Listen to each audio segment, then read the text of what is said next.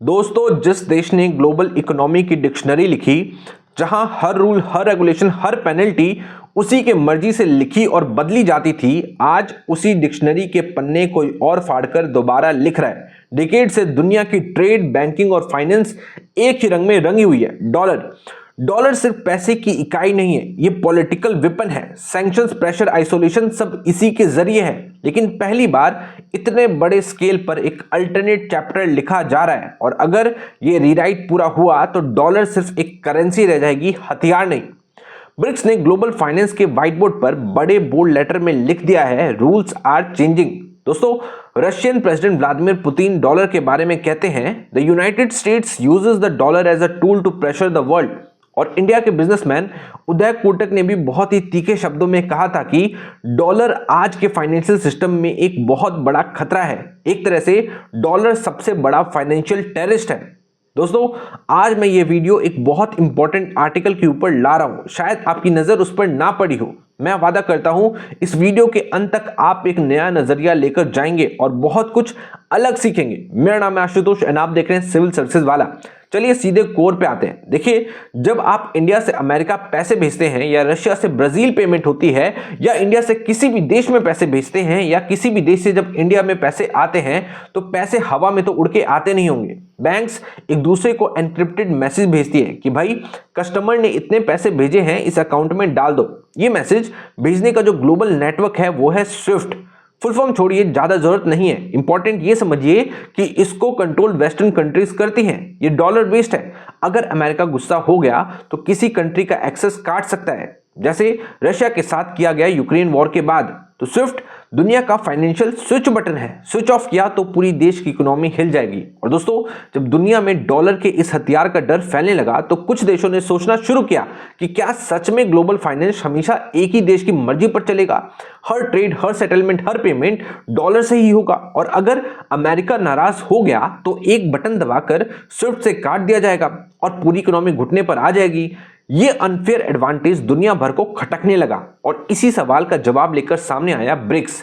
BRICS यानी Brazil, Russia, India, China और south Africa. बाद में ईरान जैसे और भी देश जुड़ गए। ये कंट्री साफ कहती है, हर ट्रांजैक्शन डॉलर में ही क्यों, हम भी तो अपने सिस्टम से पैसे ट्रांसफर कर सकते हैं। क्योंकि जब अमेरिका सैंक्शंस लगाता है तो वो सिर्फ पनिशमेंट नहीं होती, वो सिर्फ डिस्कनेक्शन के जरिए किसी देश की इकोनॉमी का ऑक्सीजन ही काट देता है। और बस वही ब्रिक्स के दिमाग में एक चिंगारी चली, क्यों ना अपना फाइनेंशियल सिस्टम बनाया जाए। लेकिन दोस्तों, ये आइडिया आज का नहीं है, इसकी जड़ें तो काफी पीछे जाती हैं। 2014 का फोर्टजिला समिट, यही ब्रिक्स ने महसूस किया कि ग्लोबल फाइनेंस में डेवलपिंग देशों का कोई भी आवाज नहीं है।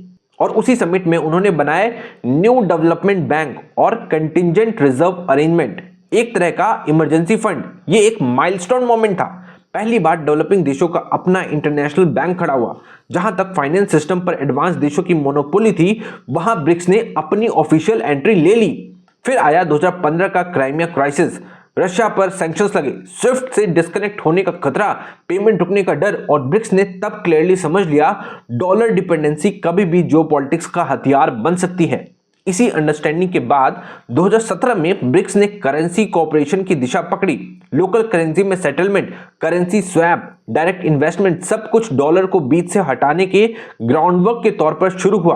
और जैसे जैसे दशक खत्म होने को आया, ब्रिक्स ने इस पूरी कोशिश को स्ट्रक्चर देने के लिए बनाया ब्रिक्स पेमेंट टास्क फोर्स, जिसका एक ही लक्ष्य था, क्रॉस बॉर्डर पेमेंट का अपना व्यवस्था तैयार करना। ये सब क्वाइटली हो रहा था, बिना शोर, बिना हेडलाइंस, लेकिन ग्राउंडवर्क सॉलिड बिल्ड हो रहा था। और फिर आई वो तारीख जहां कहानी सच में पलट गई, 2024 का कजान समिट। यहां ब्रिक्स लीडर ने ओपनली कहा, कोरेस्पोंडेंट बैंकिंग नेटवर्क मजबूत करो, सेटलमेंट लोकल करेंसीज में करो, और BRICS cross border payment initiative को फास्ट ट्रैक करो। और बस इस अनाउंसमेंट ने ग्लोबल फाइनेंस की दुनिया में हलचल मचा दी। क्योंकि दोस्तों, ये सिर्फ एक प्लान नहीं था, ये एक्चुअल एक्शन था। और अब ब्रिक्स साफ साफ कह रहा है कि अगर डॉलर रूल्स लिखता है तो हम अपना खुद का पे जोड़ रहे हैं, और सामने आता है ब्रिक्स पे। अब दोस्तों, यहीं से हमें समझना होगा कि ब्रिक्स पे एक्चुअली है क्या। बहुत सिंपल भाषा में समझिए, ये एक ऐसा क्रॉस बॉर्डर पेमेंट जाल है जहां ब्रिक्स कंट्रीज आपस में लोकल करेंसीज में पैसे सेटल कर सकती हैं। और सबसे इंपॉर्टेंट, बिना स्विफ्ट की परमिशन के। मतलब अगर ब्राजील को इंडिया से पेमेंट लेनी है तो डॉलर बीच में घुसाने की जरूरत ही नहीं है, डायरेक्ट सेटलमेंट होगा और डॉलर बीच में मिडलमैन नहीं होगा।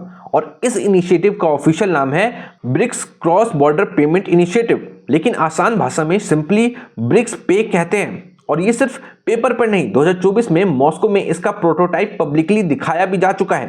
अब ऑब्वियस सवाल उठता है, ये सिस्टम ग्राउंड पर चलेगा कैसे? क्या ब्रिक्स के पास ऑलरेडी कोई इंफ्रास्ट्रक्चर मौजूद है? तो जवाब है बिल्कुल। ये पूरा सिस्टम हवा में नहीं बन रहा। ब्रिक्स के पास पहले से ही शक्तिशाली पेमेंट प्लेटफॉर्म्स मौजूद हैं। रशिया के पास SPFS, जो स्विफ्ट का घरेलू अल्टरनेट माना जाता है और सैंक्शंस के बाद और मजबूत हुआ। चाइना का CIPS, जिसमें ऑलरेडी 120 से ज्यादा कंट्रीज पार्टिसिपेंट्स हैं। ये ग्लोबल फुटप्रिंट बहुत तेजी से बढ़ रहा है। इंडिया का UPI, जो दुनिया को इंप्रेस कर रहा है इंस्टेंट लाइटनिंग स्पीड से नेग्लिजिबल कॉस्ट के साथ। हम सब डेली पेमेंट करते ही हैं। ब्राजील का PIX, जो लैटिन अमेरिका में डिजिटल पेमेंट रेवोल्यूशन ला चुका है। अब जरा सोचिए, अगर ये system SPFS, CIPS, UPI, PIX एक दूसरे से इंटरऑपरेट करना शुरू कर दें तो पिक्चर बहुत साफ हो जाती है। स्विफ्ट का मोनोपोली डायरेक्टली क्रैक हो सकता है और यही टेंशन वेस्ट फील कर रहा है, क्योंकि जितना मजबूत ये इंटरऑपरेबिलिटी बनेगी उतना कम दुनिया डॉलर के रिमोट कंट्रोल में रहेगी। अब सवाल ये उठता है, आखिर ब्रिक्स स्विफ्ट को चैलेंज क्यों करना चाहता है? बहुत सिंपल है। सोचिए कि क्या दुनिया को हमेशा डॉलर को बीच में रखकर ही ट्रेड करना चाहिए? क्या ग्लोबल ट्रांजैक्शन एक ही देश की मर्जी से चलनी चाहिए? प्रॉब्लम यह है कि अमेरिका रूल्स बनाता है, US सैंक्शंस किसी भी देश को फाइनेंशियली चोक कर सकते हैं और जियोपॉलिटिक्स सीधे ट्रेड को प्रभावित कर देती है।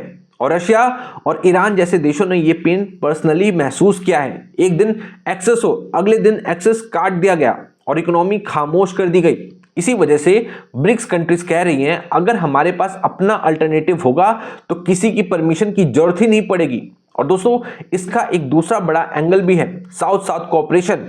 अफ्रीका, एशिया, लैटिन अमेरिका, इन रीजन्स के लिए एक इंडिपेंडेंट पेमेंट नेटवर्क और एक फाइनेंशियल वॉइस एस्टैब्लिश करना जरूरी है, वरना हमेशा वेस्ट के नियमों पर चलना पड़ेगा। इसलिए ये सिर्फ एक इनिशिएटिव नहीं है, ये एक जियो इकोनॉमिक रेवोल्यूशन है। दोस्तों, दुनिया तेजी से मल्टीपोलर हो रही है। एक तरफ वेस्ट, जिसमें US और यूरोप, और दूसरी तरफ इमर्जिंग पावर एक्सेस जैसे कि चाइना, रशिया, इंडिया और उनके साथ खड़े देशों का ग्रुप। ये टग ऑफ वॉर पहले मिलिट्री और ट्रेड में था, अब फाइनेंस में भी आ चुका है। और ब्रिक्स बेसिकली कह रहा है कि ग्लोबल फाइनेंस एक तरफा नहीं चलेगा, हमें भी अपने रूल चाहिए। अब दोस्तों, अगर ब्रिक्स पे सक्सेसफुल होता है तो इसका फायदा बहुत बड़ा होगा। सबसे पहला फायदा, कंट्रीज लोकल करेंसी में पैसे सेटल कर सकती हैं, जिससे डॉलर की डिमांड ऑटोमेटिकली कम हो जाएगी। दूसरा, US सैंक्शंस का जो डर हमेशा बना रहता है वो काफी हद तक न्यूट्रल हो सकता है, क्योंकि जब स्विफ्ट की परमिशन की जरूरत ही नहीं पड़ेगी तो सैंक्शंस का हथियार ऑटोमेटिकली ब्लंट हो जाएगा। तीसरा बड़ा फायदा, ट्रांजैक्शन कॉस्ट सिग्निफिकेंटली कम होगी, सेटलमेंट फास्ट होगा और डेवलपिंग नेशन को एक तरह की ब्रीथिंग स्पेस मिलेगी, जहां वो अपनी इकोनॉमी को बिना किसी एक्सटर्नल दबाव के चला सकेंगे। समझ लीजिए कि सारी चीजें फाइनेंशियल इंडिपेंडेंस की तरफ एक सॉलिड कदम है। लेकिन दोस्तों, पिक्चर इतनी स्मूथ भी नहीं है, इस रोड पर बड़े स्पीड ब्रेकर्स भी है और ये चैलेंजेस समझना भी जरूरी है। सबसे बड़ा चैलेंज है interoperability. UPI, SPFS, CIPS, PIX, इन सभी का आर्किटेक्चर अलग है, सिक्योरिटी प्रोटोकॉल्स अलग है और सेटलमेंट मैकेनिज्म भी अलग है। इनको एक कॉमन हाईवे पर लाना आसान काम नहीं है। दूसरा इशू है नेशनल ईगो। चाइना चाहता है कि उसका CIPS ग्लोबल बने, इंडिया चाहता है कि UPI दुनिया भर में चले और ब्राजील अपने रीजन में PIX को चैंपियन बना रहा है। हर देश चाहता है कि मेरा प्लेटफॉर्म लीडर बने। तीसरा चैलेंज है इंडिया चाइना रेवलरी, बॉर्डर टेंशन और जो पॉलिटिकल मिसट्रस्ट कॉर्पोरेशन की स्पीड ऑटोमेटिकली धीमी कर देता है। चौथा है यूनाइटेड स्टेट का प्रेशर। अगर कंट्रीज ब्रिक्स पे की तरफ तेजी से बढ़ेंगी तो US रिटेलिएट कर सकता है। Tariff, warning, trade destruction, diplomatic pressure सब पॉसिबल है। पांचवा हर्डल है ट्रस्ट डेफिसिट। बहुत से देशों के मन में एक सवाल है, अगर हम ब्रिक्स पे ज्वाइन कर लें और वेस्ट नाराज हो गया तो क्या होगा? ये डर एडॉप्शन को स्लो कर देता है। और last, monetary policy coordination, exchange rate manage करना, कैपिटल फ्लो कंट्रोल करना, लिक्विडिटी अलाइन करना, ये सब तब और मुश्किल हो जाता है जब हर देश की इकोनॉमिक प्रायोरिटीज अलग हैं। तो दोस्तों, फायदे बड़े हैं लेकिन चैलेंजेस भी कम नहीं है। दोस्तों ब्रिक्स पे उसके लिए एक ऑक्सीजन पाइप बन सकता है जहां सैंक्शन कंट्रीज भी सांस ले सकती हैं। इसी बैकड्रॉप में 2024 का कजान समिट एक हाईलाइट बन गया जहां ब्रिक्स पेमेंट हब अनवील हुआ और उसी पल वेस्टर्न मीडिया ने हेडलाइंस छापनी शुरू कर दी, threat to global financial architecture, क्योंकि पहली बार सेटलमेंट बिना यूएस मॉनिटरिंग के पॉसिबल दिख रहा था। और रशिया की एक्साइटमेंट तो ऑब्वियस है, स्विफ्ट बैन के बाद उसने सबसे ज्यादा पेन फील किया, इसलिए रशिया ओपनली कह रहा है कि जितना जल्दी ब्रिक्स पे आए उतना अच्छा है। इस मॉडल का सबसे एग्रेसिव प्रमोटर भी रशिया ही है। अब बात करते हैं इंडिया के एंगल की। इंडिया के पास यूपीआई जैसा मॉडल ऑलरेडी एक ग्लोबल बेंचमार्क बन चुका है, जीरो मर्चेंट फी, लाइटनिंग स्पीड और रिलायबिलिटी। इंडिया चाहता है कि यूपीआई ग्लोबल एडॉप्शन ले, रुपी ट्रेड सेटलमेंट बढ़े और डॉलर डिपेंडेंसी कम हो। लेकिन इंडिया कॉशियस भी है। चाइना की इन्फ्लुएंस एंड ओवर एक्सपेंशन को लेकर पॉलिटिक्स और फाइनेंस दोनों को साथ लेकर चलना एक डेलिकेट बैलेंस है और चाइना का एंगल अपने आप में स्ट्रेटेजिक है। चाइना चाहता है कि युआन का ग्लोबल रीच बढ़े और फ्यूचर में ये एक डोमिनेंस क्रिएट कर सकता है और इसीलिए इंडिया सस्पिशियस भी है। लेकिन फिर भी ग्लोबल साउथ के लिए ये कॉन्सेप्ट बहुत बड़ा अवसर है क्योंकि वर्ल्ड ऑर्डर बदल रहा है। एशिया ग्रोथ इंजन बन चुका है, अफ्रीका नेक्स्ट बिग मार्केट बन रहा है और लैटिन अमेरिका एक रिसोर्स पावर हाउस है। इनको चाहिए एक न्यूट्रल पेमेंट हाईवे और ब्रिक्स पे वही प्रोवाइड कर सकता है। अगर ये सक्सेसफुल हुआ तो future partners already lined up है। Saudi Arabia, UAE, African Union countries और आसियान मेंबर्स ये सब ज्वाइंट रिक्वेस्ट भेज सकते हैं और फिर स्विफ्ट की मोनोपोली सच में हिल सकती है। जहां तक वेस्ट के डर का सवाल है उसका रीजन सिंपल है, अगर डॉलर की डिमांड कम हुई तो यूएस बोरिंग चीप नहीं रहेगी, डॉलर का मोनोपोली स्टेटस टूटेगा, सैंक्शंस का टूल कमजोर हो जाएगा और फॉरेन पॉलिसी की लीज ढीली पड़ जाएगी। इसलिए वेस्ट अभी से ही अलर्ट मोड में है।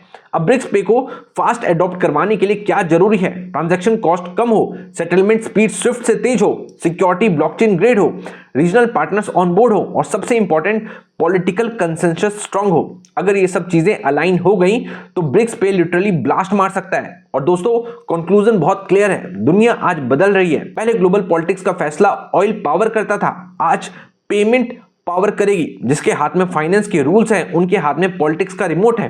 ब्रिक्स ने स्विफ्ट को खुला चैलेंज दे दिया है और अगर ये प्रोजेक्ट सफल रहा तो दुनिया के बैलेंस ऑफ पावर में टेक्टोनिक प्लेट्स हिल जाएंगी और भारत इस हिस्टोरिकल शिफ्ट के बिल्कुल सेंटर में खड़ा है। दोस्तों मैं तो ब्रिक्स पेमेंट के राइज के लिए बहुत एक्साइटेड हूं। आप क्या सोचते हैं कमेंट सेक्शन में जरूर बताइए। मिलता हूं मैं आपसे नेक्स्ट वीडियो में। जय हिंद, वंदे मातरम।